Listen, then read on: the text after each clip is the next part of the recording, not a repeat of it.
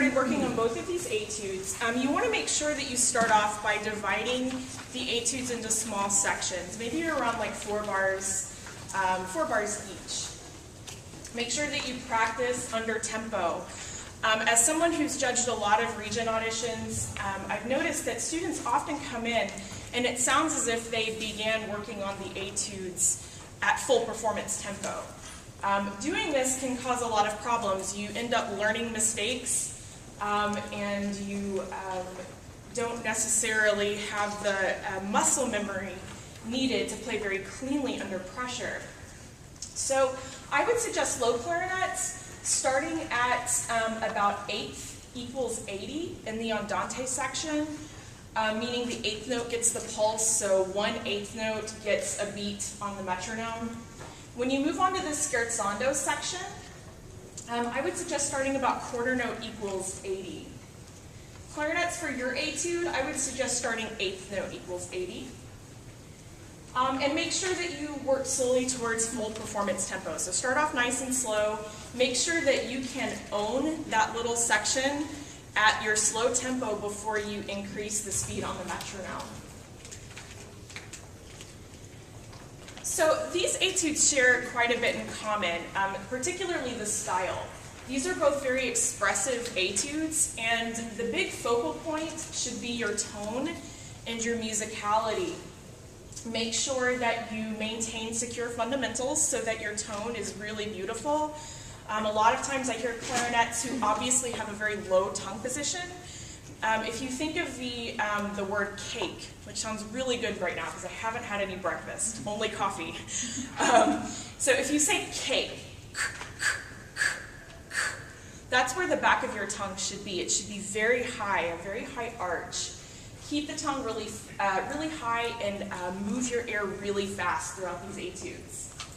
Also make sure that you follow all of the dynamic markings that are located in the etudes. Now, one of the things I want to draw your attention to is how easy it is to lose the pulse in these particular etudes. They're both a little bit more slow moving, and so in these long notes like the dotted quarters, the half notes, any of the rests, it can be really easy to lose your sense of time and get slower and slower or faster and faster depending on what your tendency is. So on your handouts, I've given each of you guys some subdivision exercises. If you've never used subdivision before in your practice, I've simply taken a passage out of your music and rewritten it as a subdivision exercise. So for example, if I go back to this low clarinet etude, the opening should sound like this when I perform.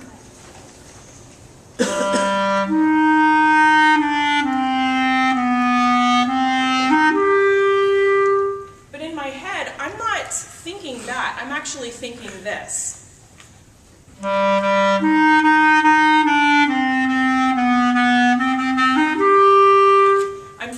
Subdivision so that I can make sure that all of the lengths of my notes are accurate.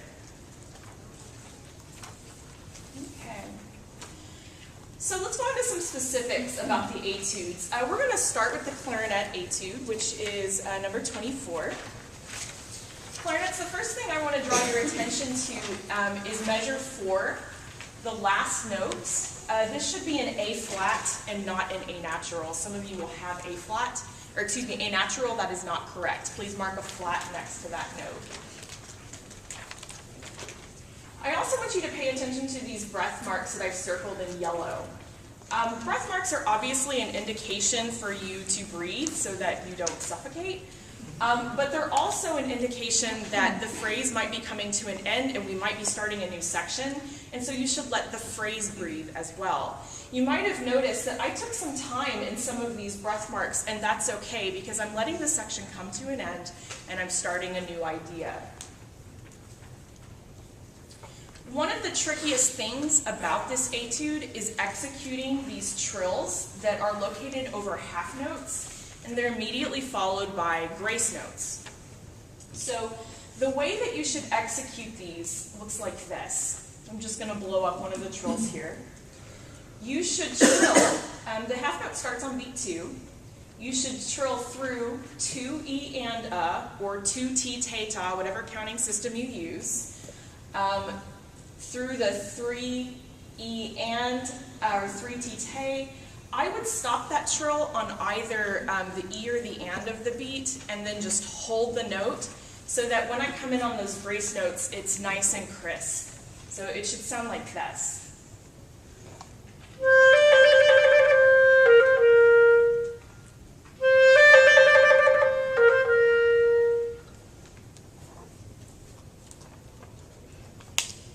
All right, let's move on to the low clarinet etude. This one is a lot of fun. How did you feel about that surprise scherzando section? I bet you weren't expecting that. It's a lot of fun. And so I want to start with that section.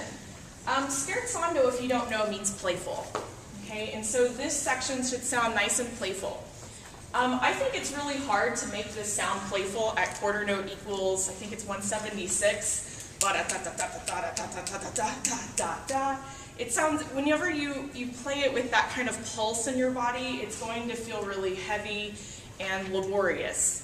So what I do is I actually play this with the dotted half note beat, meaning that there's only one beat per measure. And anywhere between 50 and 60 is okay. So it sounds like this. 1, 2, 3, 1, 2, 3, 1, 2, 3.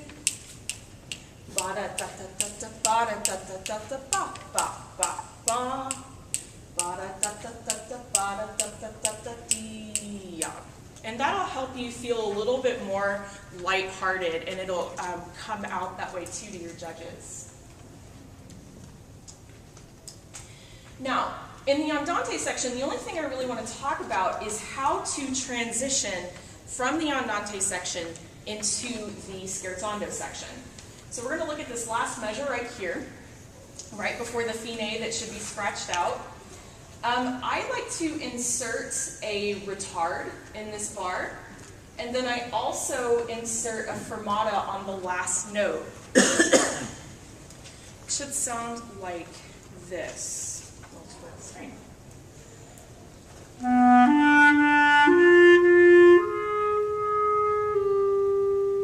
And once I hit that A natural in my mind, I'm thinking,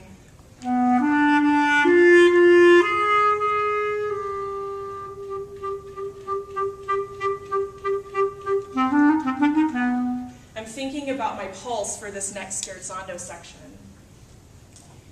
The etudes that I've put on the back of your handout will have some fingering suggestions for you, some breath mark ideas as well. All right, so let's move on to the technical etudes. I'm going to begin with the etude for clarinet.